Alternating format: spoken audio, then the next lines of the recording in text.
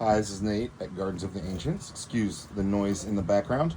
So, we have decided to try some new plants here in Central Texas, which people really don't traditionally grow here. We're going to see if we can get these to grow. First off, and most important, is the Paw Paw, in my opinion. I believe that more people should be growing Paw Paws if they want to grow edible fruit in North America. And since we are right on the edge of what is considered the acceptable range for these guys, we're going to give these a go. From my understanding, when you grow pawpaw trees, you need to have two trees that are pollinating at the same time. So basically, you got to have two trees that have flowers on them next to each other to make fruit. And the odds of that are pretty low unless you know that the two cultivars that you have are going to come to term at the same time. So I decided to buy 10 select Paw Paw seedlings, and then I also got 5 Paw Paw by name. We've got Sunflower, I believe, the Atwood, and I can't remember the names of the others. We just got like a pack of 4 of them. We'll keep you updated on that. So I'm really excited for those. Hopefully those will work out. As you can tell, we've been growing it here behind filtered light and under a porch here. And so hopefully they'll work here in the hot Texas sun, because we'll have times where it can hit 115 degrees at a time. So main thing with these guys is coming up with a place and a situation where we can keep them from frying until they're hardy enough to handle the weather here, if they ever can. We also got some Suriname cherry. We got some guavas. Got a guava over there in the corner. We've also got some Jaboticaba trees of different varieties.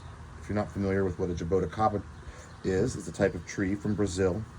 And unlike most trees that make their fruits on their branches or from their new growth or from little buds, they produce flowers and fruit on their trunk and and on the stem of the plant. This is the Jaboticaba tree right here. There might be a lizard in it. I don't see him right now. These are becoming pretty popular, and I have yet to try the fruit, but from everybody's descriptions, they are amazing. Another thing is that Jaboticabas traditionally, in most cases, from my understanding, take a long time to, I wouldn't say traditionally, but most varieties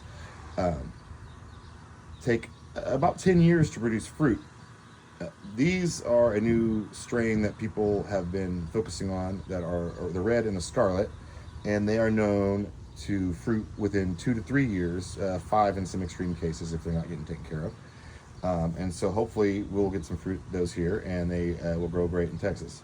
So far, I've been leaving these guys out in the direct sunlight during the spring, and even in Texas, most tropical plants don't even like direct spring sunlight in Texas. So we've had a pretty mild year. Hopefully these guys can handle the heat as well.